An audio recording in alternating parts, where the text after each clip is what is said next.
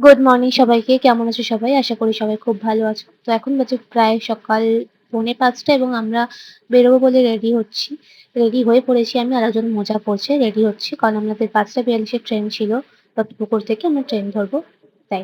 তো ট্রেন ধরে আমরা শিয়ালদা এসেছি। শিয়ালদা থেকে আমরা হাওড়া স্টেশন চলে এসেছি এবং আমরা এখন আছি ফুড কর্নারে। খিদে পেয়েছিল আমাদের খুব এবং আরেকজনের খিদে পেয়েছিল বলে দেখো সে পাগলামি করতে, বকবক করতে শুরু করে দিয়েছে।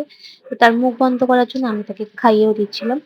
তো খাওয়া-দাওয়া কমপ্লিট করে আমরা এরপর আমাদের ট্রেনে উঠবো। আমাদের 8:55 এ ট্রেন ছিল এবং ট্রেনে আমরা অলরেডি উঠে পড়েছি এবং ওঠার পর একজন চুল ঠিক করতেই ব্যস্ত। তো চুল ঠিক করতে, করতেই আমি কটা ছোট, ছোট ভিডিও ক্লিপ নিয়ে নিয়েছি এবং আমরা যাচ্ছিলাম আমাদের ডেস্টিনেশন যেখানে আমরা ঘুরতে যাচ্ছি। তো সেটা তোমরা কিছুক্ষণ পরেই দেখতে পাবে। তার আগে এখানে চেক করে নাও। এখানে দেখো কত পদ্ম ফুলের গাছ সারি, সারি, যেটা আমার দেখতে খুবই ভাল লাগছিল এবং প্রচুর পদ্ম ফুল ফুটেছিল। যার কারণে আমি আর ওই ভিডিওটা করেছি এবং চারিদিকে শুধু সবুজ আর সবুজ। তো যার কারণে দেখতে ভাল লাগছিল। এইভাবেই চারিদিক দেখতে, দেখতে আমরা পৌঁছে গেছি আমাদের ডেস্টিনেশন, যেটা হচ্ছে রামপুরহাট জংশন। তো বুঝতেই পারছো আমরা কোথায় এসেছি। আমরা এসেছি তারাপীঠ, তারা মায়ের দর্শনে এবং জংশনে নেমে আমরা ওখান থেকে অটো ধরে পড়েছি। অটো ধরে আমরা চলে যাচ্ছি আমাদের ডেস্টিনেশন, যেটা তারাপীঠ মায়ের মন্দিরে। পুজো দেবো বলেই আমরা এসেছি। এসে আমরা রুম বুক করে নিয়েছি এবং রুমটা আমরা নিয়েছিলাম একদমই মন্দিরের সামনে, মানে দূরে কোথাও নিইনি। তো রুমে এসে আমরা তাড়াতাড়ি স্নান সেরে রেডি হয়ে পড়েছি পুজো দিতে যাবো বলে।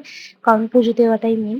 পুজোটা দিতে চলে এসেছি আমরা মন্দিরে এবং মায়ের মন্দির দুপুরবেলা এতটাই ফাঁকা ছিল এবং মাকে এতটা সামনে থেকে দেখতে পেয়েছি, তো আমাদের খুবই ভালো লেগেছে এবং খুব ভালোভাবে পুজো দিয়েছি আমরা। পুজো দিয়ে আমরা চারিদিকে একটু ঘুরছিলাম, চারিদিকে ঘোরাঘুরি করছিলাম, একটু ফটো তুলছিলাম। এসব করতে, করতেই কাটিয়ে দিয়েছি। দেন আমরা লাঞ্চ করতে গেছিলাম। লাঞ্চ করে এসে আবার সন্ধ্যেবেলা রেডি হয়ে পড়েছি একটু ঘুরতে বেরোবো বলে। কারণ সারাদিন এদিক সেদিক কেটে গেছে। সন্ধ্যেবেলা আমরা আবার চলে এসেছি মায়ের মন্দিরে মায়ের সন্ধ্যা আরতি দেখবো বলে। তো সন্ধ্যা আরতি দেখতে পাচ্ছ কত ভিড় ছিল এখানে, কিন্তু তাও মায়ের আরতি দেখতে খুবই ভালো লাগছিল, তাই দাঁড়িয়ে, দাঁড়িয়ে দেখেছি। পুরোটা সন্ধ্যা আরতি দেখেছি। দেখে দরজা বন্ধ হয়ে যাওয়ার পরে আমরা ওখান থেকে বেরিয়েছিলাম একটু অন্য জায়গায় ঘুরতে যাবো বলে। কত ভিড়, কত লোক এসছে। ভালো লাগছিল, মায়ের সন্ধ্যা আরতি দেখতে পাচ্ছিলাম। অনেকদিন পর গেছিলাম মায়ের দর্শন করতে। সন্ধ্যা আরতি শেষ করে আমরা বেরিয়ে পড়েছিলাম ঘুরতে। আমরা গেছিলাম ভারত সেবাশ্রমের ওই দিক দিয়ে দ্বারকানাথের তীরে। কিন্তু দ্বারকানাথের যা অবস্থা, এতো শুকিয়ে পুরো অবস্থা খারাপ হয়ে গেছে এসে যা দেখলাম। ওখানে আরো একটা মায়ের মন্দির ছিল, মুন্ডমালিনী মায়ের মন্দির ছিল। তো ওখানেও আমরা এসছিলাম।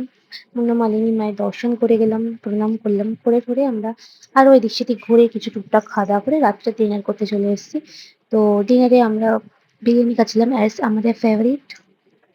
ডিনার কমপ্লিট করে ঘুমিয়ে পড়েছিলাম কারণ পরের দিন ভোর, ভোর আমাদের বেরোতে হবে। পরের দিন আমাদের ট্রেন ছিল 9:17। তাড়াতাড়ি বেরোতে হতো।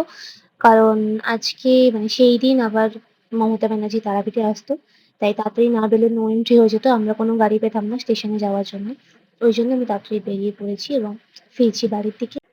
তো এবারের মতো তারাপীঠ ভ্রমণ আমাদের কমপ্লিট। বাড়ি ফেরার পালা। আজকের ভিডিও এইটুকুই। আমাদের ভিডিও ভালো লাগলে লাইক করবেন, সাবস্ক্রাইব করতে ভুলবেন না।